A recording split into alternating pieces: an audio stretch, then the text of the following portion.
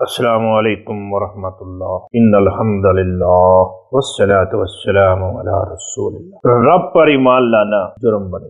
نجران کے یہودی بادشاہ ذو نواس نے عیسائیوں کو اس لیے آگ میں ڈال کر جلا دیا کہ وہ ایک رب پر ایمان لے آئے۔ مسلم کی ایک حدیث کے مطابق یہ واقعہ کچھ یوں ہے، نبی کریم صلی اللہ علیہ وآلہ وسلم ارشاد فرماتے ہیں کہ ایک بادشاہ تھا اور اس بادشاہ کے پاس ایک جادوگر تھا۔ وہ بادشاہ جادوگر کے ذریعے اپنی حکومت چلاتا تھا۔ جب جادوگر بوڑھا ہو گیا تو اس نے بادشاہ سے کہا کہ مجھے کوئی لڑکا دے دے جس کو میں جادو سکھا دوں۔ تو بادشاہ نے جادوگر کو ایک لڑکا دے دیا۔ وہ لڑکا جادوگر کے پاس جاتا اور جادو سیکھتا۔ اس کے راستے میں ایک راہب رہتا تھا۔ راہب کہتے ہیں عیسائیوں کے عالم کو۔ وہ راہب اس لڑکے کو روک لیتا اور اس کو دین اسلام سکھاتا۔ اس وقت چونکہ عیسیٰ علیہ السلام آخری پیغمبر تھے اور عیسائیت ہی اسلام تھا، اس طرح وہ لڑکا جادو بھی سیکھتا رہا اور اسلام بھی سیکھتا رہا۔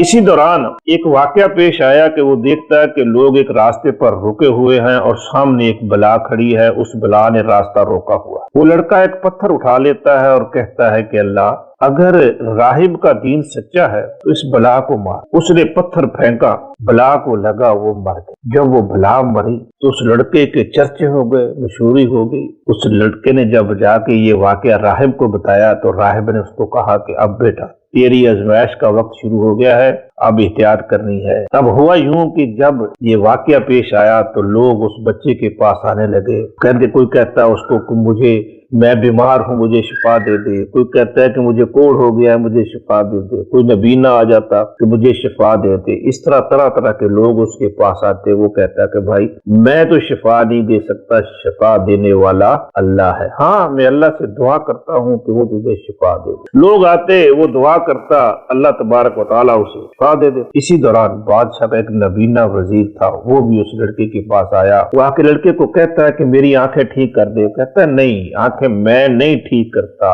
آنکھیں ٹھیک کرنے والا اللہ ہے۔ تو وہ بچہ اس کے لیے دعا کرتا ہے، اس کی آنکھیں ٹھیک ہو جاتی ہیں۔ جب وہ وزیر بادشاہ کے پاس پہنچتا ہے، بادشاہ دیکھ کے حیران ہو جاتا ہے، پوچھتا ہے کہ یہ کیا ہوا، تیری آنکھیں کیسے ٹھیک ہو گئی؟ وہ وزیر کہتا ہے کہ میری آنکھیں میرے رب نے ٹھیک کر۔ بادشاہ کو غصہ آ جاتا ہے۔ بادشاہ کہتا ہے کہ کیا میرے علاوہ بھی کوئی رب ہے؟ تو اس نے کہا رب تو وہ ہے جو زمین و آسمان کا رب۔ بادشاہ کو غصہ آ گیا۔ اس نے کہا بتا تجھے یہ باتیں کس نے بتائی؟ جب اس وزیر کو مارا گیا تو اس نے بتا دیا کہ مجھے یہ باتیں فلاں لڑکے نے بتائی ہیں۔ اب اس وزیر کو منع کیا گیا کہ تو یہ باتیں چھوڑ دے۔ وہ وزیر نہ مانا۔ بادشاہ نے اس وزیر کو زمین میں گاڑا اور اس کے سر کے اوپر آرا چلوا کے اس کے دو حصے کر۔ اب بچے کو پکڑ لیا، بچے کو پوچھا بتا تجھے یہ باتیں کس نے بتائی ہیں؟ تو بچے نے بتا دیا کہ مجھے فلاں عالم نے بتائی ہیں، فلاں راہب نے بتائی ہیں۔ اب اس راہب کو بلایا گیا، اسے بھی زمین میں گاڑ کر اس کے سر کے اوپر آرا چلا دیا اور اس کے دو حصے کر کے مار دیا، شہید ہو گیا۔ اب بچے کی باری آئی، بادشاہ نے کچھ لوگوں کو بھیجا کہ اس کو لے جاؤ، فلاں پہاڑ کے اوپر لے جاؤ اور وہاں سے اس کو نیچے گرا دو، یہ مر جائے، ہماری جان چھوٹ جائے۔ جب لڑکے کو لے کے گئے تو اب جب پہاڑ کے اوپر پہنچتے ہیں تو لڑکا رب سے دعا کرتا ہے، اللہم اکفنیہم بما شئت وکیف شئت، اے میرے رب مجھے تو ان سے بچا، جیسے تو بچا سکتا ہے بچا، میں نہیں جانتا۔ اب زلزلہ آتا ہے، پہاڑ ہلتا ہے، جو لے کے گئے تھے وہ پہاڑ سے گرے اور مر گئے اور وہ لڑکا واپس بادشاہ کے پاس۔ بادشاہ دیکھ کے حیران ہو گیا کہ یہ کیا ماجرا ہے۔ جب وہ لڑکا بادشاہ کے پاس پہنچتا ہے، بادشاہ پریشان ہو جاتا ہے کہ یہ کیا ماجرا ہے، اب اس کا کیا کیا جائے۔ اس نے دوبارہ ایک اور ٹیم کو بھیجا، پولیس والوں کو کہا بھی لے جاؤ اس کو کشتی میں بٹھاؤ اور سمندر میں گرا دو۔ جب بادشاہ کی پولیس لڑکے کو لے کر سمندر کی طرف گئے، کشتی میں بٹھایا، سمندر میں پہنچے تو بچے نے پھر دعا کی، اللہم اکفنیہم بما شئت وکیف شئت، اے میرے رب مجھے ان سے بتا، تو جیسے بچا سکتا، جس چیز سے بچا سکتا ہے بچا مجھے۔ اب پانی میں لہریں اٹھ، کشتی ہچکولے کھاتی ہے اور ٹوٹ جاتی ہے، جو لے کے گئے تھے وہ سمندر میں گرے اور ڈوب گئے، اور یہ بچہ کشتی کے تختے پر بیٹھتا ہے اور باہر آ جاتا۔ پھر بادشاہ کے پاس، بادشاہ حیران ہو گیا، اب اس سے کیسے جان چھڑائی جائے۔ بچے نے کہا بادشاہ سلامت، میں تجھے طریقہ بتاتا ہوں، مجھے مارنا ہے تو اس پر عمل کر۔ بادشاہ نے کہا کیا؟ اس نے کہا کہ مجھے ایک کھجور کے درخت کے ساتھ باندھ دے اور سب لوگوں کو وہاں جمع کر، پھر میرا ایک تیر لے اور اپنی کمان میں چڑھا اور کہے بسم ربی حاذل غلام، بسم ربی حاذل غلام، یہ کہہ کے تیر چلا، مجھے تیر لگے گا میں مر جاؤں گا۔ بادشاہ نے ایسے ہی کیا، بچے کو ایک کھجور کے درخت کے ساتھ باندھ دیا، سب لوگوں کو جمع کر لیا، جمع کر کے بچے کا تیر لیا، اپنی کمان میں رکھا اور کہتا ہے بسم رب حاذل غلام، جیسے ہی تیر پھینکا، تیر لگا بچے کی پیشانی میں، خون کا فوارہ پھوٹا اور بچہ شہید ہو گیا۔ جتنے لوگ وہاں کھڑے تھے کہتے ہیں آمنا برب حاذل غلام، ہم اس بچے کے رب پر ایمان لائے۔ بچہ اپنی چال میں کامیاب ہو گیا، اپنی جان دے گیا ہے، اللہ کے دین کو بچا گیا۔ اب بادشاہ پریشان ہو گیا، اب یہ کیا ہوا؟ وہ جس کام سے میں ڈرتا تھا وہ کام ہو گیا، اب اتنے لوگوں نے کلمہ پڑھ لیا ہے، وہ رب پر ایمان لائے ہیں۔ بادشاہ کا غصہ اور بڑھ گیا، اس نے خندقیں کھدوائیں، خندقیں کھدوا کے اس میں ایندھن بھرا، ایندھن بھر کے آگ جلائی، اور جتنے لوگ کہنے والے تھے آمنا برب حاذل غلام، ان سب کو پکڑ کر اس آگ میں ڈال کے جلا دیا۔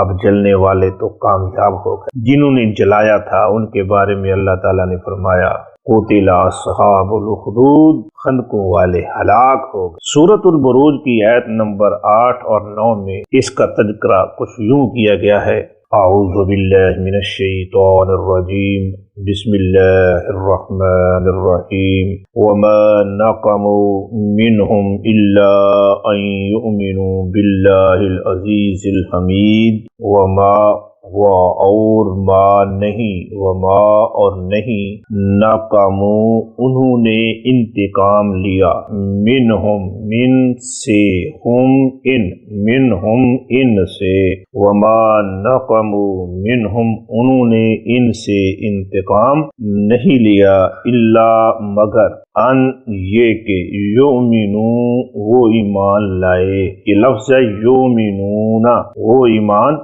لاتے ہیں، ان کی وجہ سے نون گر گیا، ان یؤمنو کہ وہ ایمان لے آئے، باللہ بھی پر، اللہ اللہ، باللہ اللہ پر، وما نقموا منہم اور انہوں نے نہیں انتقام لیا ان سے، الا ان یؤمنوا باللہ مگر اس وجہ سے کہ وہ ایمان لے آئے اللہ پر۔ العزیز، عزیز اللہ کی صفت ہے جو سب پر غالب ہے، سب پر بھاری ہے۔ الحمید یہ بھی اللہ کی صفت ہے جس کے معنی ہے تعریف کیا گیا، بڑی ہی شان والا۔ العزیز الحمید جو سب پر غالب ہے اور سب سے بڑی شان والا ہے۔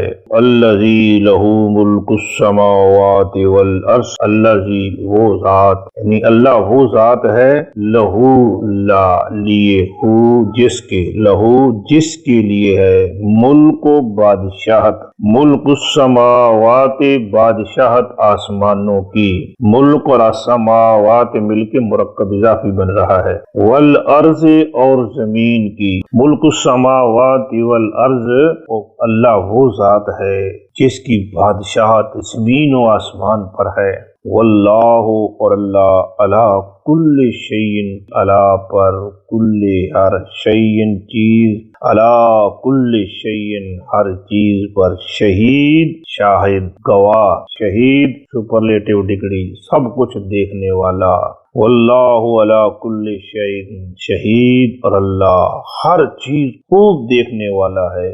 وما نقموا منہم اور نہیں انتقام لیا انہوں نے ان سے، الا ان یؤمنوا باللہ مگر اس وجہ سے کہ وہ ایمان لے آئے اللہ پر، العزیز الحمید، الذی لہ ملک السماوات والارض اللہ وہ ذات ہے کہ جس کی ہے بادشاہت زمین و آسمان، واللہ علی کل شیء شہید اور اللہ ہر چیز کو خوب دیکھنے والا ہے۔